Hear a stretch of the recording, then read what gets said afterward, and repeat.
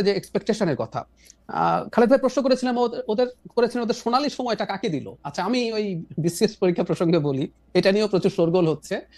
আমি কেন ওখানে গেছি ইত্যাদি ইত্যাদি। যাই হোক, আমার এক্সপিরিয়েন্সের কথা যদি বলি, এটা যে কেউ জানেন, আমি এই এক্সপিরিয়েন্সের কথা বলার সূত্রেই ওই তথ্যটা দিয়েছিলাম। সবার চয়েস একদম ইনভেরিয়েবলি এক হচ্ছে প্রশাসন, দুই হচ্ছে পুলিশ।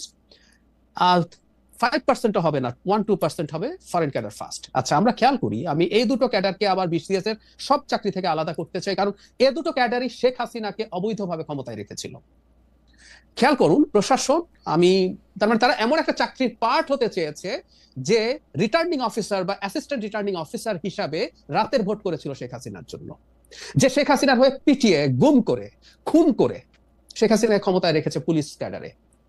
আমি একদিন একটা টিভি টক শোতে, আমার সাথে এবি পার্টির ফুয়াদ ভাই ছিলেন, সাথে হান্নান ছিলেন। আমি হান্নানকে এভাবে বলছিলাম ওই শোতেই অন রেকর্ড, যে হান্নান যদি বিসিএস এর পুলিশ হতো, যদি চাকরি হয়ে পল্টনের ওই থানায় যদি তার পোস্টিং থাকতো, হান্নান যদি রাস্তায় থাকতো, সেদিন ফুয়াদ ভাই যদি ওখানে একটা রাজনৈতিক কর্মসূচি আসতো এবং নির্দেশ থাকতো যে এই মিছিল এই সমাবেশ ছত্রভঙ্গ করো, হান্নান ফুয়াদ ভাইকে পেটাতেন রাস্তায়। Isn't it? এটাই তোর চাকরি। তার মানে আমাদের তরুণরা শেখ হাসিনাকে সার্ভ করার চাকরি, এবং যে দুটো চাকরি, অন্য ক্যাডার গুলো ঠিক অতটা সরাসরি সরকারকে ক্ষমতায় রাখার সাথে জড়িত না, যে দুটো ক্যাডার তার সরাসরি ক্ষমতায় রাখার সাথে জড়িত, তারা ও দুটো যেতে। কিন্তু ডক্টর রহমান, আমি মানে আলোচনাটার ইয়ার জন্য, আপনার মনে হয় না যে ওরা বিএনপি মডেলটা নিছে? 2018 সালের যে ইলেকশনের মধ্যে যে ইলেকশনটা খারাপ হয়েছে, এই খারাপ কথাটা আমরা বিএনপিতে কোয়াইতে আমার মনে আছে যে আমার জীবন বেড়ে গেছে। তারা 36 ঘন্টা পরে না কতদিন পরে গিয়া তারা প্রেস কনফারেন্স করছে, তারপরে নিজেরাকে জয়েন করছে।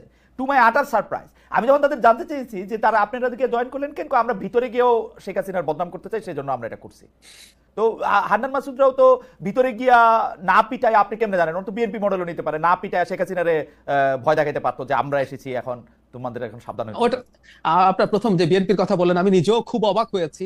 বিএনপি তার ইতিহাসে যতগুলো ডিজাস্টারাস ডিসিশন নিয়েছে তার মধ্যে এটা অবশ্যই একটা। কিন্তু যেটা হয়, একটা এমপি একজন ইন্ডিপেন্ডেন্ট মানুষ, একটা সরকারি চাকরি যখন কেউ করতে যায়, তাকে আসলে ওই অর্ডার গুলো পালন করতে হয়। ধরে নিলাম চাকরি করতে করতে কোনো এক সময় তারা ইউএনও হলেন, আফটার সাম ইয়ার্স তারা মানে অ্যাসিস্ট্যান্ট রিটার্নিং অফিসার হবেন, শেখ হাসিনা আবারও চুরি করবেন, তার পক্ষে তো সম্ভব ছিল। ডাক্তার রহমান, তাহলে আপনি আমার এতজন বন্ধুরে চাকরির থেকে বাদ দিলেন কেন?